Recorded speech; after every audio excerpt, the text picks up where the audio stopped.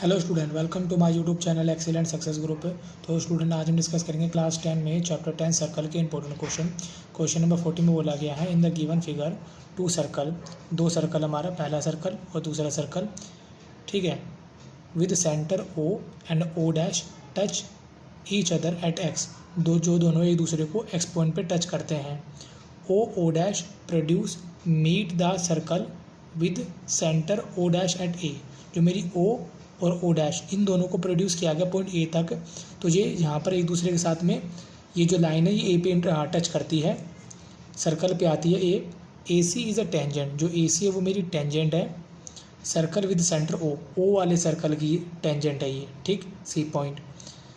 Eight the point C O dash D is a perpendicular to A C, O dash D है जो ए सी पे क्या बनाता है, परपेंडिकुलर बनाता है, जो कि मैंने यहाँ पे बना रखा है। Find the value of D O dash और सी ओ, इनकी वैल्यू बतानी है कि ये किसके इक्वल होंगे, ठीक। क्वेश्चन में एक चीज़ और यहाँ पे मिसिंग होगी मेरे से, यहाँ पर इक्वल लिखा है, ठीक है। इक्वल का मतलब है इन दोनों सर्कल की जो रेडियस होगी वो सेम होगी, यानी कि जो ए ओ डैश है ये रेडियस है, ओ डैश एक्स ये भी रेडियस होगी, एक्स से ओ ये भी मेरी कौन होगी, रेडियस होगी सर्कल की, दोनों सर्कल की रेडियस सेम होगी। इसे C1 नंबर दे देता हूँ, इसे C2 दे देता हूँ। तो यहाँ लिखता हूँ given part, two equal circle with centre O dash and O, दो सर्कल है जिनके इक्वल है, जिनके सेंटर दे रखे हैं ओ डैश। यहाँ पर ए ओ डैश एक्स और एक्स ओ, इन सब की रेडियस क्या है, सेम है मेरी। और क्वेश्चन में गिवन है जो ओ डी है वो परपेंडिकुलर है ए सी पे, साथ ही साथ जो ए सी है वो टेंजेंट है किसकी, C2 सर्कल की।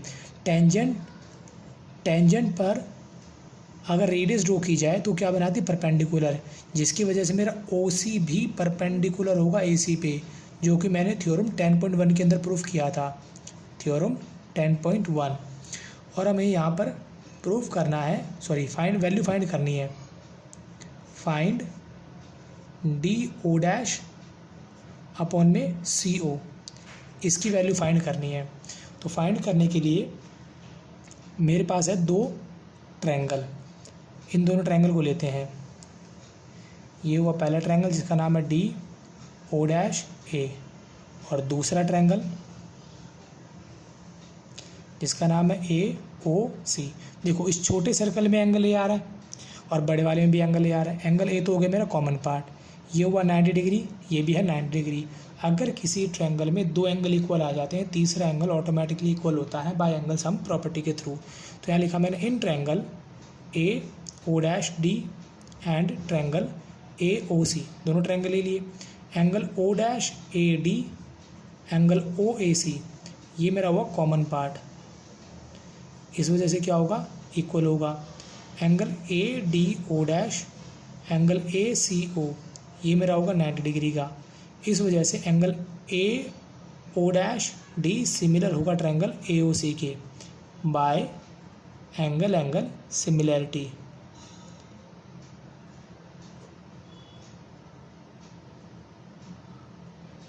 ठीक, दोनों सिमिलर हो गए। अब ए ओ डैश ये मेरी कौन होगी, रेडियस होगी, ठीक, ए से लेके ए ओ डैश तक। अब ए से लेके अगर ओ तक की बात की जाए, देखो ये आर, ये भी आर, ये भी आर, पूरा ए ओ मेरा बराबर होगा 3R के इक्वल। देखो ए ओ प्लस में ओ डैश एक्स प्लस में एक्स ओ, ये आर आर आर, टोटल लंबाई कितनी हो जाएगी मेरी, 3R हो जाएगी। तो इसकी कॉरस्पॉन्डिंग साइड क्या होंगी, प्रोपोर्शनल होंगी। तो मेरा ए ओ डैश अपॉन होगा ए ओ के, डी ओ डैश बराबर होगा सी ओ के। तो यहाँ लिखता हूँ मैं ए ओ डैश अपॉन में A O and O dash D upon में सी ओ, यानी कि अगर दो ट्रायंगल सिमिलर है तो उनकी कॉरस्पॉन्डिंग साइड प्रोपोर्शनल होगी। तो ए ओ दे रखा मुझे आर, और ए ओ डैश दे रखा आर और ए ओ दे रखा 3R, आगे कुछ नहीं, 1 मान लेंगे।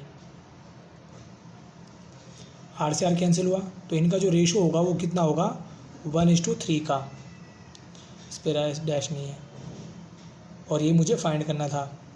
इसी के साथ मेरा क्वेश्चन नंबर 40 यहाँ पे कंप्लीट होता है। अब हम सॉल्व करेंगे क्वेश्चन नंबर 41। क्वेश्चन नंबर 41 में बोला गया है टू कॉन्सेंट्रिक सर्कल है। कॉन्सेंट्रिक सर्कल का मतलब है एक ही सेंटर से दो अलग अलग सर्कल की खींचे गए जिनकी रेडियस अलग अलग हो, पहला सर्कल और दूसरा सर्कल, जिनकी रेडियाई है A and B, A greater than है बी से। तो जिसका मतलब ये होगा बड़ा वाला जो सर्कल है मेरा, इसे देते हैं C1 और इसे देते हैं C2। बड़े वाले सर्कल की जो रेडियस होगी वो यहाँ पर ए होगी मेरी, यानी अगर ए को ओ से ज्वाइन कर दूँ तो ये रेडियस होगी मेरी ए, और जो दूसरा C2 सर्कल है सेंटर से जाने वाले कौन होती है रेडियस, तो ये होगी मेरी बी।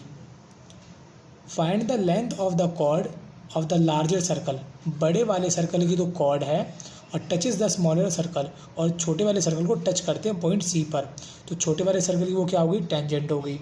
अगर कोई लाइन टच करके जाती है सर्कल को तो उसकी टेंजेंट होती है। टेंजेंट पे रेडियस हमेशा क्या बनाती है, परपेंडिकुलर बनाती है।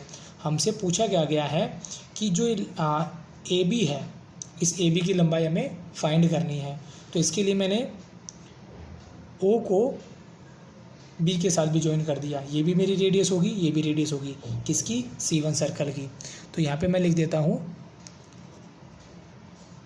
सर्कल C1, इसकी रेडियस C1 सर्कल की जो रेडियस है वो मैं दे रखी है ए। सर्कल C2, इसकी रेडियस हमें दे रखी है बी, छोटे वाले की बी है। क्यों, क्योंकि ए ग्रेटर देन है बी से, इस वजह से हमें पता लगा कि ये बड़ा है तो बड़े वाले सर्कल की होगी, बी छोटा है तो छोटे वाले सर्कल की रेडियस होगी। जो ए बी है is chord of, A B chord है किसकी, C1 की, एंड टेंजेंट ऑफ C2 की, और C2 की वो टेंजेंट है। इस वजह से जो मेरा OC होगा वो परपेंडिकुलर बनेगा किसके ऊपर, AB के ऊपर। हमने 9th क्लास में पढ़ा था अगर किसी सर्कल पे परपेंडिकुलर ड्रॉ किया जाए तो उसका परपेंडिकुलर बाइसेक्टर होगा, क्या होगा उसका, वो परपेंडिकुलर बाइसेक्टर होगा। तो जो मेरा OC होगा is perpendicular bisector of AB, जिसकी वजह से जितना मेरा AC होगा उतना मेरा क्या होगा, BC होगा। दोनों बराबर बराबर होंगे, AC बराबर BC के। तो मेरा जो ट्रायंगल है AOB, ये तो मेरा हो गया बाय थ्योरम 10.1। इसके अंदर प्रूफ किया था कि टेंजेंट उस पर क्या बनाती है, परपेंडिकुलर बनाती है। अब हम लेंगे ट्रायंगल ये वाला OCA, ये में दे रखी है ए, ये दे रखी है बी, ये 90 डिग्री, 90 डिग्री के सामने वाली साइड होती है हाइपोटेन्यूज। तो यहाँ लिखा इन ट्रायंगल AOC, AO का स्क्वायर इक्वल होगा OC का स्क्वायर प्लस में AC का स्क्वायर। AO जो कि मुझे स्मॉल a दे रखा है, OC जो कि स्मॉल b दे रखा है, AC फाइंड करना है। प्लस का इधर x को आ जाएगा माइनस का, AC पे जो स्क्वायर हटेगा सामने वाले पे जाएगा अंडर रूट। जितना AC होगा उतना ही कौन होगा, BC होगा, यानी AC और BC दोनों बराबर होंगे मेरे।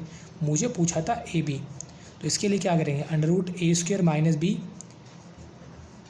प्लस में A स्क्वायर माइनस B, इन दोनों को प्लस कर देंगे। आगे कुछ नहीं 1 मान लेंगे, आगे कुछ नहीं 1 मान लेंगे। तो देखो इनको ये नंबर प्लस नहीं होते, इनके आगे वाले नंबर प्लस होते हैं। कैसे होते मैं आपको दिखा दूँ। इनके आगे मान लिया 1 1 है, दोनों में कॉमन आ रहा मेरा, दोनों में मेरा A square minus B square common आ रहा है। यहाँ कितना बच गया 1, यहाँ कितना बच गया 1, 1 और 1 कितना हुआ 2, तो A square minus B square, ये मेरा कौन आ जाएगा, AB निकल के आ जाएगा। ठीक, AB जो है वो 200 से मिल के बना AC प्लस BC से, AC प्लस BC से, तो AC भी उतना ही और BC भी उतना है। इन दोनों को प्लस करा, प्लस करने पे कितना है, AB is equal to 2 under root A square minus B square. और इसी के साथ मेरा क्वेश्चन नंबर 41 यहाँ पे कंप्लीट होता है। उम्मीद करता हूँ स्टूडेंट आपको क्वेश्चन समझ में आ गए होंगे। अगर आपको वीडियो अच्छा लगा हो तो वीडियो को लाइक करें, शेयर करें, कमेंट करें और इस चैनल को जरूर सब्सक्राइब कर लें। मिलते हैं अगली वीडियो में। Okay, bye bye, thank you.